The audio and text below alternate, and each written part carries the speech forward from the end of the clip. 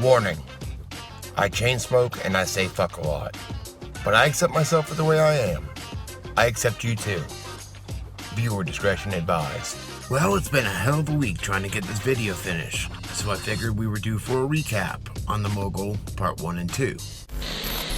Allegedly, David Geffen ruined Donna Summer,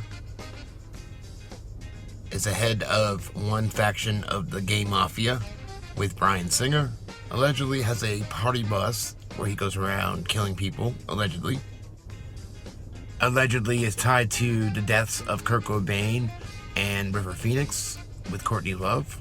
Allegedly 2 different actors are supposed to come forward at some point. It's being said that one is Keanu Reeves and the other is Chris Pine. Could possibly be behind the suicide of Brad Bufonda. Allegedly helped Don Henley bury his rape allegations. Could also be behind the untimely death of Tom King, his biography writer, who he was not happy with. Is having PR trying to make Bryan Singer look good. Is paying for vacations to keep people's mouths shut. And it continues. So now I bring you Mogul Part 3. The web preview. Why did Enty write in January 2018 blog that David Geffen was following the infamous widow? Why would he want to, quote, make sure she isn't talking to anyone she shouldn't be? Paranoia gets to the widow, who hires a company to look for secret cameras she thought were there. Wednesday, January 3rd, 2018, blind item number 4. The widow is always rushing to court to get anyone she sees more than once in her day a restraining order. She's paranoid that all of these people are following her to find out what she is hiding. She's right. Some of them are. She should be equally afraid of the people the A+ lister has following her to make sure she isn't talking to anybody that she shouldn't be. Did I tell you about the guy that was hired to film her for her potential show? She lost her mind at him. She went on a rampage because she thought he had installed secret cameras in her house and hired a company to come look for them while she made the Blue Watch. 1/12/2018. David Geffen, quote, has so much dirt on X-Men producer Lauren Donner, who had just said she thought Bryan Singer would eventually make a comeback. Quote, she is selling her soul to the mogul. Eventually, it will come back to haunt her. Friday, January 12th, 2018. Blind item number 7. Our A+ list mogul has laid down the law. He has so much dirt on a certain producer that she can't even say one bad thing about this A-list director, who is a few weeks away from having his world come crashing down on him. The producer has no problems trashing this other A-list director, who is already falling from grace. She is selling her soul to the mogul. Eventually, it will come back to haunt her. Lauren Schuler Donner, one of the masterminds behind Fox's X-Men franchise that includes everything from the X-Men and Deadpool movies to TV shows like FX's Legion and Fox's The Gifted, was in a candid mood in an interview with box office powerhouse Rotten Tomatoes this week. Schuler Donner addressed the multiple sexual harassment and assault allegations that have affected various people involved with the X-Men films. First up, Schuler Donner totally trashed X-Men, The Last Stand director Brett Ratner, who was accused by star Ellen Page of forcibly outing her during the filming of that movie. I back her up 100%, Schuler Donner said. Absolutely, he's horrible.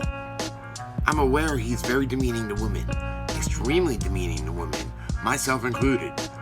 Yes, I was aware. Anybody that's female, he's demeaning. As with Ratner will be exiled from Hollywood for his alleged behavior, Schuler Donner responded, I hope so.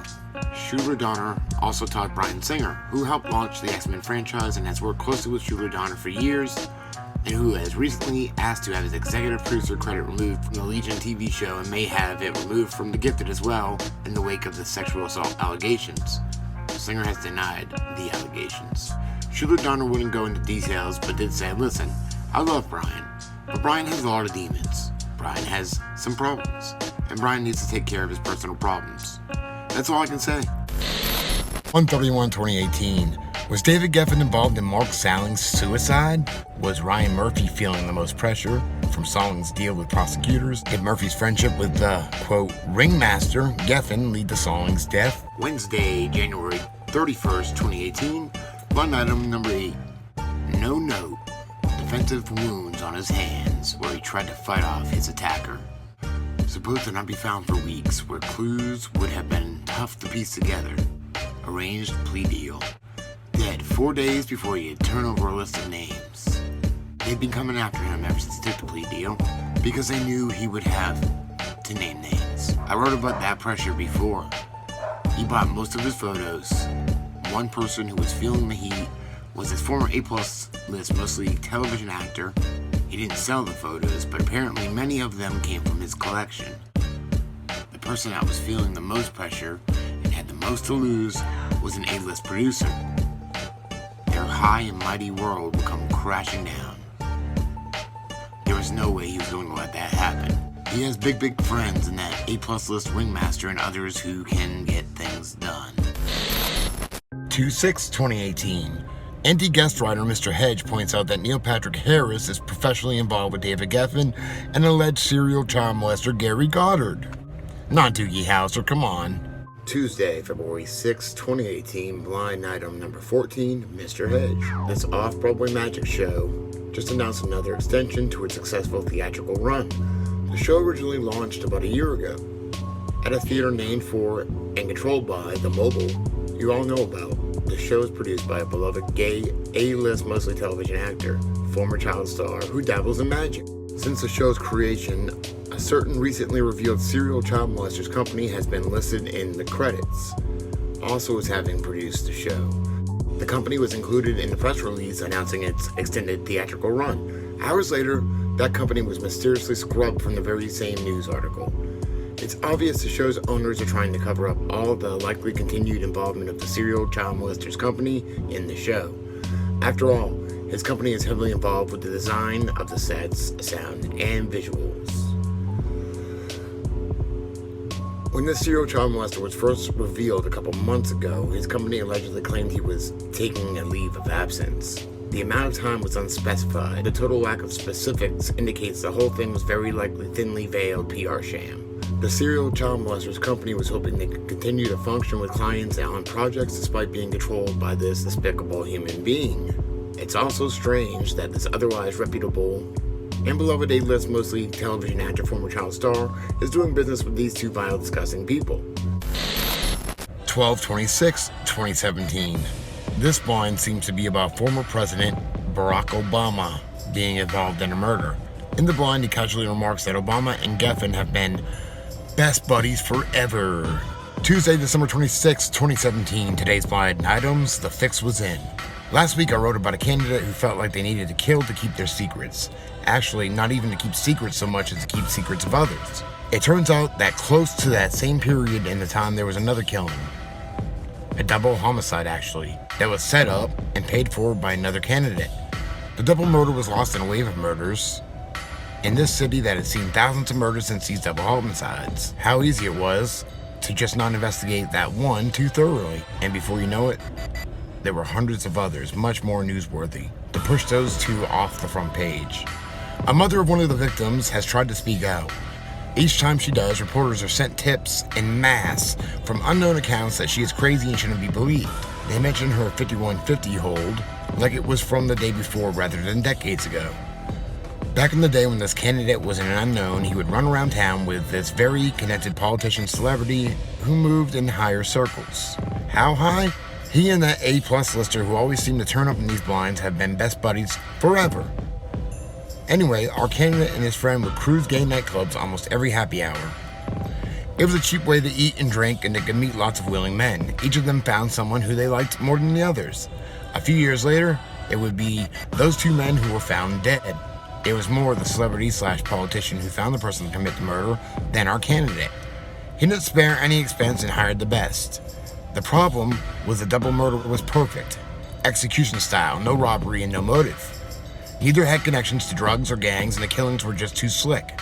The thing is though, if you hire someone less experienced, they start talking and get busted and start talking about people who hired them. Better to have some questions about your motive down the road than someone in custody singing like a canary. Good afternoon. My name is Larry Sinclair. In regards to the Obama incident, I flew out of Colorado Springs, Colorado to Chicago on November 2nd, 1999, arriving in O'Hare early in the morning of November 3rd. I went to the Chicago area to attend the graduation of my godson, my best friend's son, from basic training from the Great Lakes Navy Training Facility.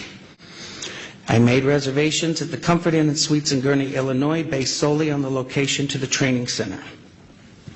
On November 5th, 1999, I hired the services of Five Star Limousine. Excuse me. I had hired them both for November 5th and November 6th of 1999. On November 6, 1999, I asked the limo driver, whose name I now reveal for the first time, Jagir Paramit Mutani, if he knew anyone who would like to socialize and show me Chicago. Mr. Mutani understood that I was looking for someone who knew Chicago and would enjoy socializing. Mr. Mutani said he knew someone who was a friend of his.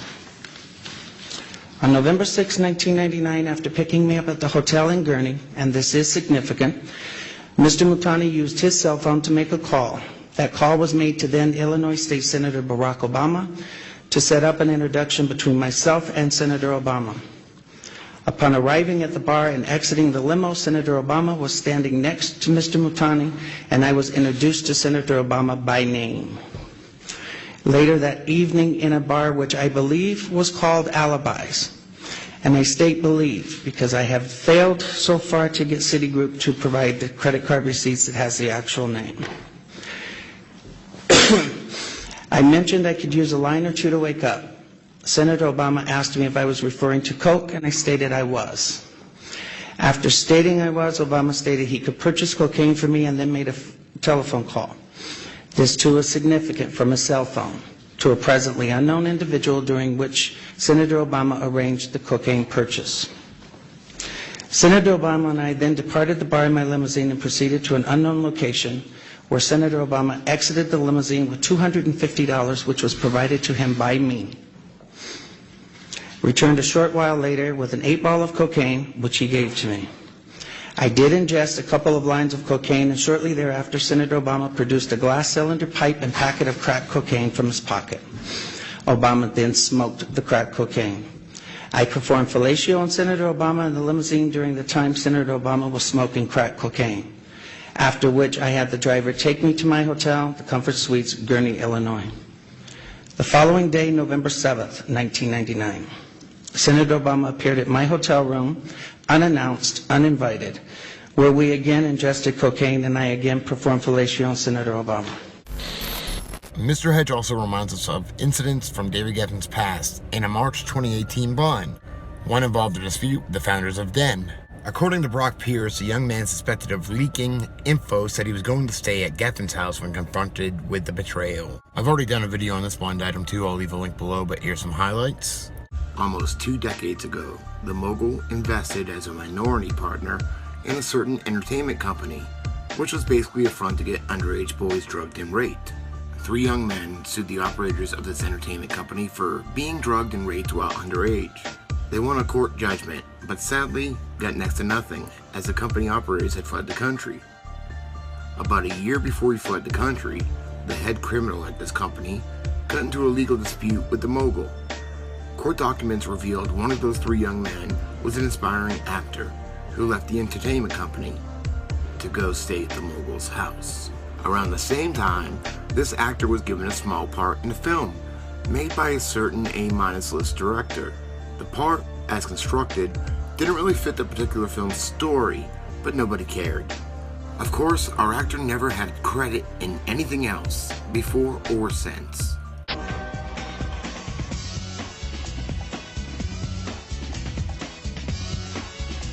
What makes Den different than other internet companies that have come before it? It's a fusion of the marketing power of Madison Avenue with the technology of Silicon Valley and the entertainment of Hollywood. Everybody was just throwing money at them. David Geffen, I believe, put in $250,000. And they went to different places in Europe, hopefully to avoid being arrested. And somebody gave them up in Spain. Was sued in 2000 by 3 people for sexual abuse. One of them was Alexander Burton, who played Pyro in the first X-Men movie. And yet here she is, with others her own age, learning, being accepted, not feared.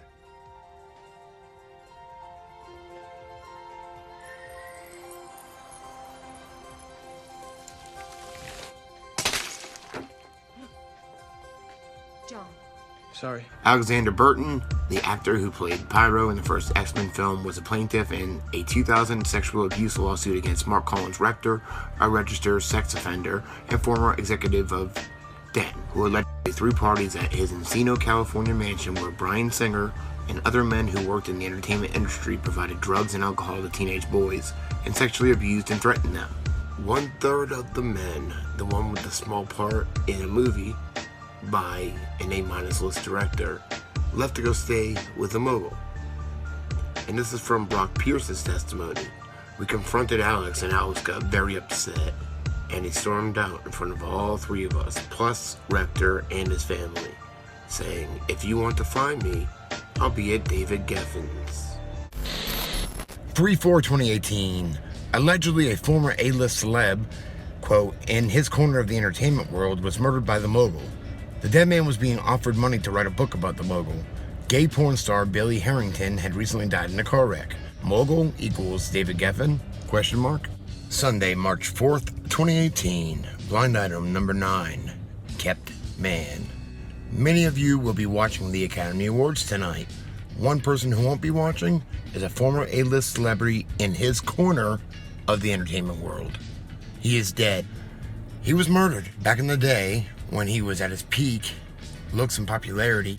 He still didn't make as much money as someone would in mainstream entertainment. He did, however, have a long-time benefactor who paid the bills and gave our celebrity an allowance each month that was considerable. The benefactor was the mogul, who seems to pop up so often in these stories with the violent endings. At this point in his life, our celebrity was not doing very well financially and was all set to tell his tales. It was going to be a book. As part of the process of the book writing, word got back to our mogul. He offered some money to the celebrity to drop the whole idea, but the money was a pittance compared to the advances that the publishers had been offering. Within 2 weeks of the mogul hearing about the book deal, our celebrity was dead.